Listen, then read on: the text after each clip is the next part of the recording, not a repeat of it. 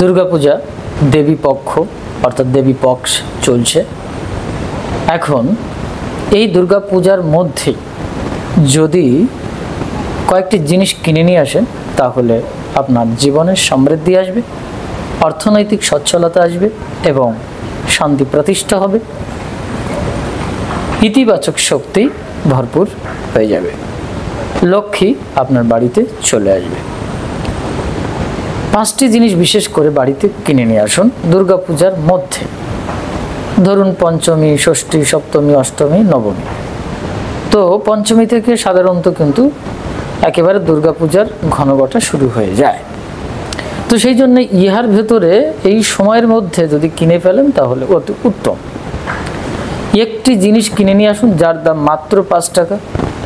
যদি নিয়ে আসেন তাহলে আপনার জীবনে সব কিছু চলে আসবে, অর্থনৈতিক অবস্থা থেকে শুরু করে সুখ শান্তি যা কিছু। এই 5টি জিনিস বাড়িতে নিয়ে আসুন, এই 2টো জিনিস কিনুন, এই টোটকাটা করুন। এই ধরনের অনেক টোটকা সমাজ মাধ্যমে আমরা দেখতে পাই, শুনতে পাই। এখন আজকের যে প্রতিপাদ্য বিষয়, আজকের যে পর্যালোচনা, সেটা হচ্ছে 5টি জিনিস বাড়িতে এই পূজার মধ্যে কিনে নিয়ে আসুন। দেবী পক্ষ চলছে, দুর্গাপূজার সময়কালীন সময়ের মধ্যে কিনে নিয়ে আসুন, তাহলে আপনার জীবন বদলে যাবে। কথাগুলো সমাজ মাধ্যমে উঠে এসেছে, সংবাদ প্রতিবেদনে উঠে এসেছে, সংবাদ নিউজ পেপারে উঠে এসেছে, খুললে এগুলো আমরা দেখতে পাই। আমি কেন বারংবার এই কথাগুলো বলি, আসলে আমাদের তো এখন ইন্টারনেটের দুনিয়া, মোবাইল একটু সঙ্গে রাখতেই হয়, কম বেশি দেখতে পাই। তো সেখানে এই সংবাদগুলো সংবাদ মাধ্যমে দেখা যায়, অনেক নিউজ চ্যানেলেও এই সংবাদগুলো দেখা যায়। তো এটা একটি লোকসমাজে সম্প্রচারিত তথ্য দর্শন, সুতরাং এই বিষয়টা আমরা এড়িয়ে যেতে পারি না। এটা একটি আধ্যাত্মিক পর্যালোচনার ভিতরে পড়ে। কেউ না কেউ এই কথাগুলো শাস্ত্রীয় নির্দেশ অনুসারে বলেছে, তবেই না সংবাদ মাধ্যমে সেগুলো সম্প্রচারিত হচ্ছে। তারাও স্টাডি করছে, কোথাও না কোথাও কিছু পেয়েছে, তারা বলছে। সবাই সব কিছু বলছে বটে, কিন্তু কতটুকু জেনে শুনে বলছেন, কতটুকু মর্মার্থ, ভাবার্থ, শব্দার্থ এবং তথ্যগত দিক, বাস্তব দিক সব কিছু জেনে বুঝে বলছেন, সে বিষয় নিয়ে কিন্তু অনেক বিতর্ক। তো যাই হোক, আমি বিতর্কের ভেতরে যাব না। এই মন্দের ভেতরে আনন্দটাকে সংমিশ্রিত করবার চেষ্টা করব, অর্থাৎ ভালোটা বের করবার চেষ্টা করব। তবে সংবাদ মাধ্যমে, সংবাদ প্রতিবেদনে যেগুলো আপনারা দেখতে পান, জীবন বা ধর্মটা কিন্তু সেরকম নয়। আপনি বাড়িতে 5টি জিনিস নিয়ে আসবেন আর আপনার জীবন সম্পূর্ণরূপে বদলে যাবে, সৌভাগ্যের মহালক্ষ্মী ঘরে দৌড়তে দৌড়তে চলে আসবে, এরকম হয় না। তার তত্ত্বগত দিক আমরা যদি ব্যাখ্যা করি তাহলে পরিষ্কার হয়ে যাবে। তো কোন 5টি জিনিস বাড়িতে নিয়ে আসবেন দুর্গাপূজার মধ্যে, আমি বলছি না কিনে নিয়ে আসবেন না, অবশ্যই আনতে পারেন। কারণ মাইথোলজিক্যাল দিক যদি আমরা অনুসন্ধান করি তাহলে এই ধরনের দিক বা বস্তুগত দিক উঠে এসেছে, সুতরাং অস্বীকৃত নয়। কিন্তু ভাবার্থ বা মর্মার্থ বা বৈদান্তিক অর্থ, সেগুলো সমাজ মাধ্যমে বিকৃত রূপে সম্প্রচারিত হয়। আমি সেটাকে কি করছি, একটু বিবর্তনের ভাবধারায় সঠিক তথ্যকে বের করার চেষ্টা করেছি বা বলবার চেষ্টা করছি, যেটা মহাপুরুষদের সিদ্ধান্ত এবং বৈদান্তিক তত্ত্বগত দিক। তো 5টি জিনিস প্রথমে আমরা জেনে নিই। প্রথম হচ্ছে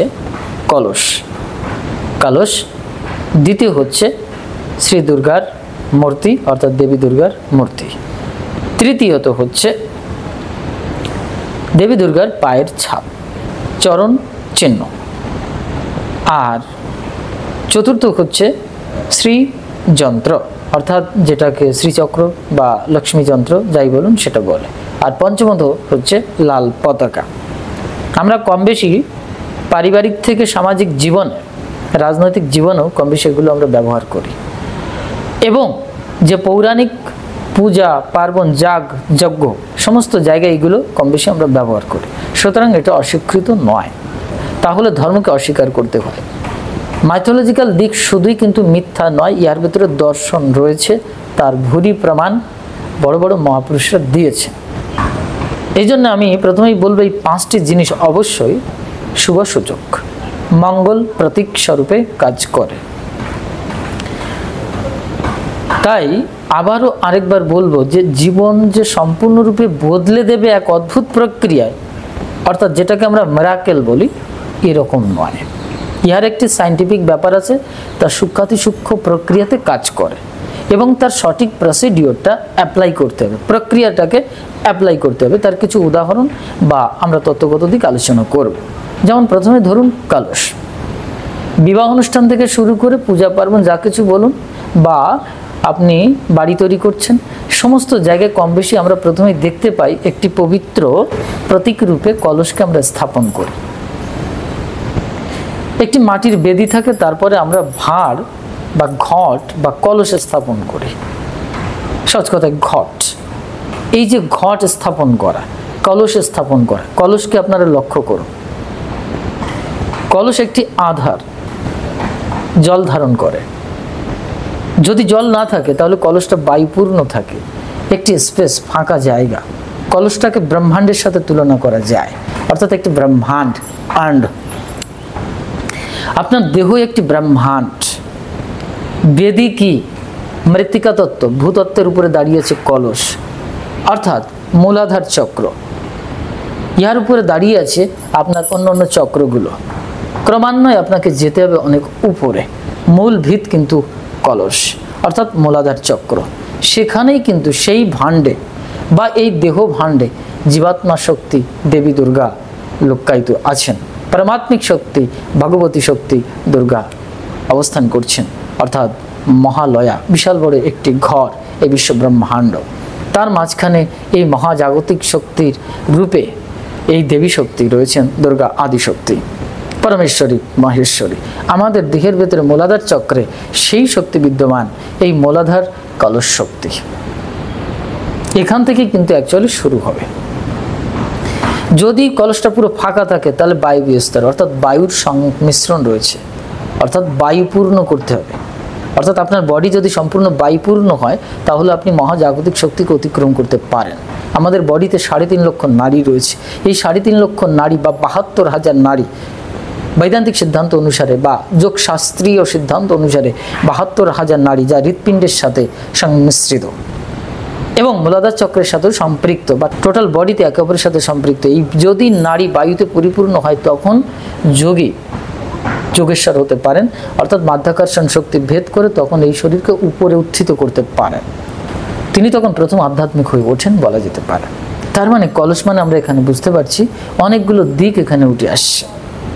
কলস সাধারণত জল ধারণ করে, জলের আরেক নাম জীবন। অর্থাৎ আপনি যে পানীয় জল খেয়ে বেঁচে থাকবেন সেটা কিন্তু ধরে রাখবার জন্য সাহায্য করছে কলস, বা অন্য অন্য খাদ্যবস্তুকে ধারণ করবার জন্য কলস কিন্তু কাজে লাগে।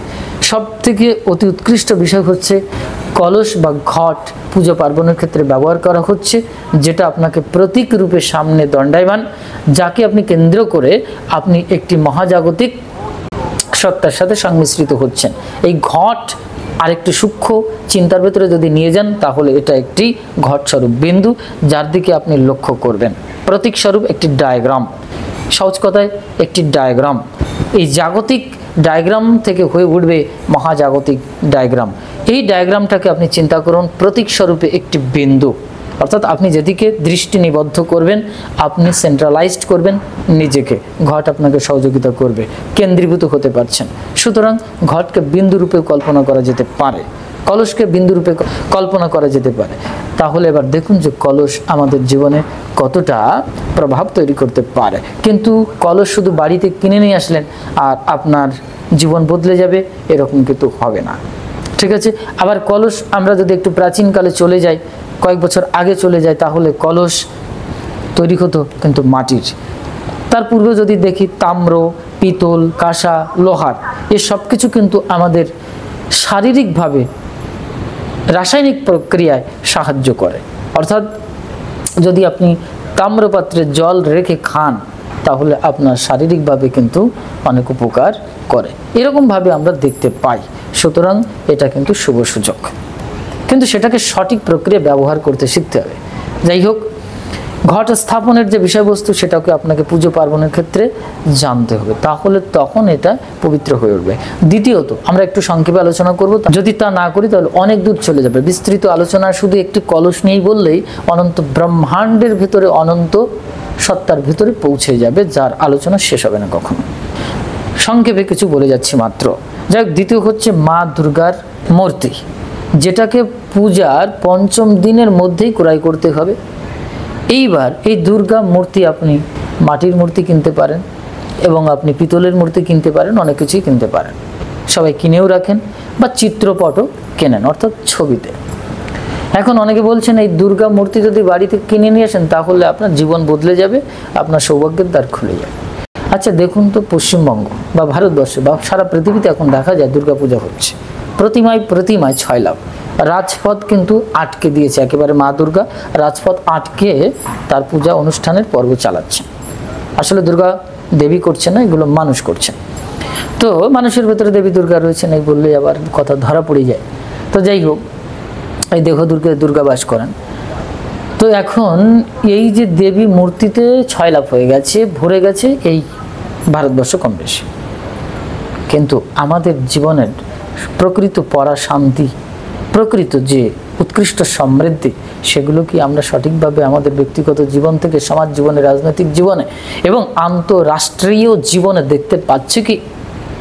আসলে সঠিকভাবে কিন্তু সেটা দেখা যাচ্ছে না।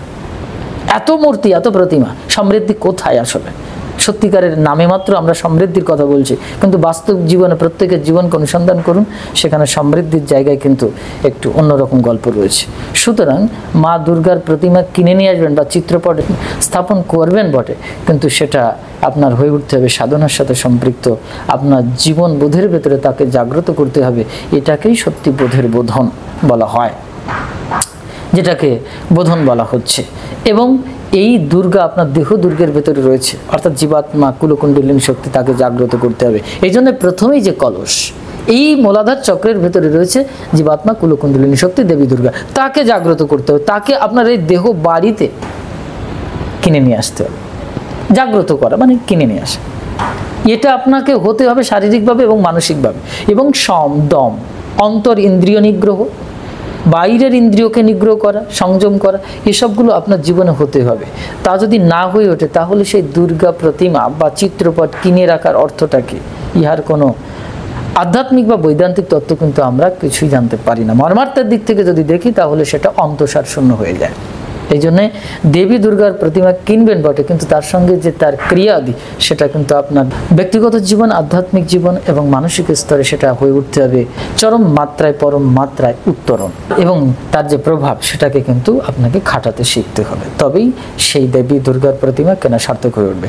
তৃতীয়ত আমরা চলে যাচ্ছি দেবীর পায়ের ছাপ। যদি দেবীর পায়ের ছাপ আপনি কিনে নিয়ে আসেন বাজার থেকে, সেই ছাপটা সে কোথায় পেল?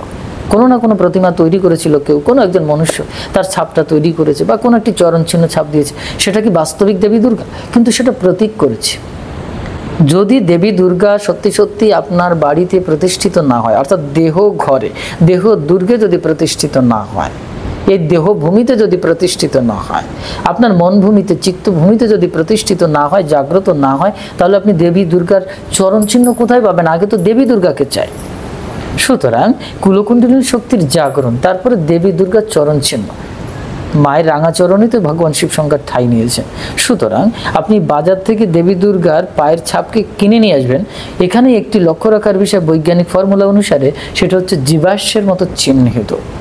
এই মায়ের চরণ চিহ্নের সাথে আপনাকে লক্ষ্য করতে হবে যে আপনি একজন কিন্তু জীবাশ্মের মতো চিহ্নিত, অর্থাৎ আপনি এখন বর্তমান প্রকট শরীরে থাকলেও আপনার বিগত অতীতে আপনি কি ছিলেন, সেই চিহ্নগুলো কোথায় আছে, এই একটি দিক।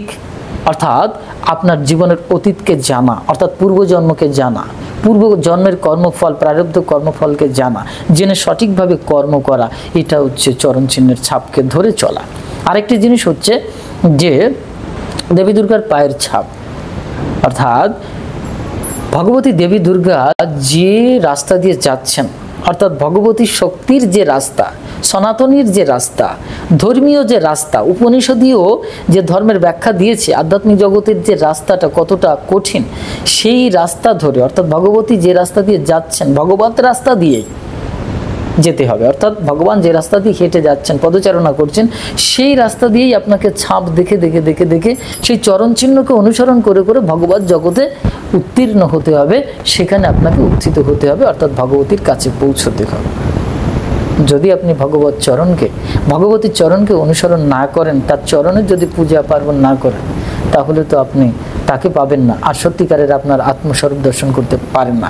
সুতরাং এটা একটি প্রতীক, কিন্তু সাধনাটা যদি না হয়ে ওঠে, তাহলে শুধুই ওই বাজারের কিনে নেওয়া চরণের একটি ওই আলতা রঙের ছাপ দেওয়া চরণ চিহ্ন মাত্র, যা দুদিন পরে নষ্ট হয়ে যাবে, আপনার শরীরও নষ্ট হয়ে যাবে, আর আপনার বিকারচ্ছন্ন মনে এবং অশুদ্ধ চিত্তে কখনো সে ভগবতীর চরণ চিহ্ন প্রতিভাস বা প্রকট হয়ে উঠবে না।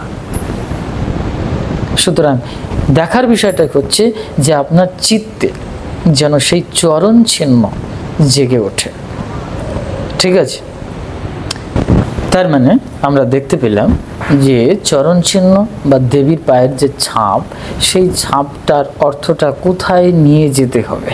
সুতরাং যারা লৌকিকভাবে প্রচার করছেন, এটা লৌকিক ধর্ম, কিন্তু পারলৌকিক এবং আধ্যাত্মিক যে ধর্ম যেটা বলে সেটা কিন্তু এরকম নয়। চতুর্থত হচ্ছে শ্রীযন্ত্র। এই শ্রীযন্ত্র এটা বড় কঠিন বিষয়, অর্থাৎ মিস্টিক্যাল ডায়াগ্রাম, একটি চূড়ান্ত পর্যায়ের দৈব যন্ত্র, যে যন্ত্রকে ধরলে আপনি ভগবতীকে আবিষ্কার করতে পারেন, ভগবানকে আবিষ্কার করতে পারেন। এই শ্রীযন্ত্র স্বাভাবিকভাবে বাজারে যে যন্ত্র কিনতে পাওয়া যায়, ইহার যে টোটাল 9টা হচ্ছে ত্রিভুজ, ঊর্ধ্বে হচ্ছে 4টি, নিম্নগামী হচ্ছে 5টি, এই 5 হচ্ছে 9টি। অর্থাৎ এখানে শিব এবং শক্তির সংমিশ্রণ ঘটেছে, পুরুষ প্রকৃতির সংমিশ্রণ ঘটেছে। এখানে পুরুষ প্রকৃতির যে এক রাসায়নিক বিক্রিয়া বা মহাজাগতিক যে বিক্রিয়ার যে সমষ্টি, সেই সমষ্টির ফল হচ্ছে এই শ্রীযন্ত্র। ইয়ার অনেক ব্যাখ্যা আছে, সেখানে আমি যাব না। তো এই শ্রীযন্ত্র আপনি বাড়িতে কিনে নিয়ে আসলেন, কিন্তু এই যন্ত্রের যে রহস্য ভেদ করবার প্রক্রিয়া, এই যন্ত্রের স্থাপনের যে প্রক্রিয়া, ইহার যে নিয়ম বিধি নিষেধ, সেগুলো যদি আপনি না পালন করেন, তাহলে এই যন্ত্র শুধুই মাত্র বাজারের কিনে নেওয়া 100 টাকা 500 টাকার যন্ত্র। কারণ এই যন্ত্রকে জাগ্রত করবার জন্যে উৎকৃষ্ট মন্ত্র আদি, পূজার উপকরণ এবং উৎকৃষ্ট একজন সাধকের প্রয়োজন, সঠিক বিশুদ্ধ মননশীলতা প্রয়োজন এবং সঠিক প্রক্রিয়া প্রয়োজন। তাহলে এই শ্রীযন্ত্র জাগ্রত হতে পারে, তাহলে বাড়িতে শ্রীযন্ত্র রাখলে আপনার জীবন বদলে যাবে। আমি এখানে আর ডিটেল ব্যাখ্যায় যাচ্ছি না। তো যাই হোক, তারপর হচ্ছে পঞ্চমত হচ্ছে লাল পতাকা, অর্থাৎ লাল ধ্বজা, অর্থাৎ লাল চিহ্ন। লাল হচ্ছে শক্তির প্রতীক, শক্তির প্রতীক বা রজগুণের প্রতীক। অর্থাৎ আপনার জীবনকে রজগুণ মিশ্রিত হতে হবে। রজগুণ মানে কিন্তু খুব একটি খারাপ দিকে আমরা এখন নিয়ে যাব না। রজগুণ মিশ্রিত মানে হচ্ছে শক্তি সমন্বিত হওয়া, শক্তির সাথে আপনাকে চলা। অর্থাৎ ভগবতী শক্তি হচ্ছে শক্তির প্রতীক, অর্থাৎ ভগবতীর আশ্রয় গ্রহণ করবেন। আপনার জীবনকে শারীরিকভাবে এবং মানসিকভাবে শক্তিপূর্ণ হয়ে উঠতে হবে। আপনাকে হয়ে উঠতে হবে একটা সময় শক্তিমান, বলবান। যদি তা না হয়ে উঠতে পারেন, শুধুই লাল পতাকা আছে কিন্তু আপনার গায়ে বল নেই, মানসিকভাবে বল নেই, কোনো কিছুরই বল নেই, তাহলে হবে না। আরেকটি জিনিস হচ্ছে লাল হচ্ছে রস, শক্তির প্রতীক, অর্থাৎ রক্ত যদি আমরা বলি, সেটাও কিন্তু খানিকটা নেওয়া যাবে। অর্থাৎ আমাদের শরীরে রক্তটা একটা গুরুত্বপূর্ণ জিনিস। যদি রক্ত শূন্য হয়ে যায়, রক্তের ডিসব্যালেন্স হয়ে যায়, রক্তের অর্থাৎ সহজ কথা ব্লাড সার্কুলেশন যদি নষ্ট হয়ে যায়, তাহলে সমস্ত দিকেই কিন্তু বিপর্যয় নামতে শুরু করে, একটা সময় মৃত্যু অবধারিত হয়ে ওঠে। সুতরাং আপনার জীবনকে রক্তপূর্ণ হয়ে উঠতে হবে, অর্থাৎ রক্তিম হয়ে উঠতে হবে, ভগবতীর শক্তিতে শক্তিমান হয়ে উঠতে হবে। আর সহজ কথায় এই রক্তের কথা যখন উঠে আসে, তখন কিন্তু মাতৃকা শক্তি, আপনার স্ত্রী শক্তি এখানে উঠে আসবে, কারণ রজরূপে দেবী শক্তি।